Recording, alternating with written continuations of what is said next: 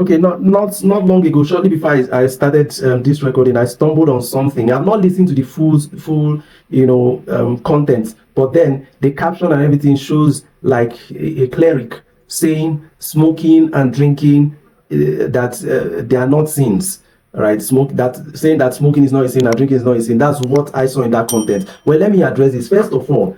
Like I said, I've not listened to the entirety of the content to know what led to his saying that or the context in which that is said. But let me say, sometimes when we hear these things from clerics, what readily come to mind, to the mind of a responsible and mature believer is, what is the essence really? What's the point? So, okay, by telling your people that this smoking is not a sin, drinking is not a sin, what are you encouraging, or what do you intend to achieve? That's what I mean. All right. Scripturally speaking, the essence or the scriptural policy for communication is edification. So if something is not edifying, if something is not intended to build, then it serves no utilitarian value. So why do you even want to say that? But like I said, not having listened to the context and what even led to saying that, I will not even focus on that. Now, I want to focus on the substance of the issue, the question. All right. Yes, quite all right.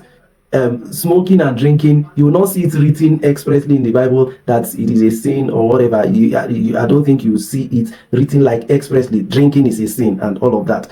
But the body language of scripture will suggest to you that alcoholism is not consistent with the philosophy of scripture, generally speaking. That's one. Then the second thing I would say is, you see, the smoking, the drinking thing, they fall into the same category as overfeeding. Yes, overfeeding. It falls into the same category. Not having enough sleep. So you will never hear people argue, is overfeeding a sin? You never hear people arguing not having enough sleep, is it a sin? You see now. So why are we now sin conscious when it comes to these ones? But the thing is that these things affect your body, just like overfeeding dilapidates your body, which is the temple of God. These other things also negatively impact on your body. So it's in that context that they should be discouraged, because you're supposed to preserve your body, which is a house of God's glory. Do you understand? But again, you that is asking that question, is smoking a sin, is drinking a sin? Do you want to smoke? Do you want to drink? If really you don't want to do it, why are you asking? It serves no utilitarian value. Peace out.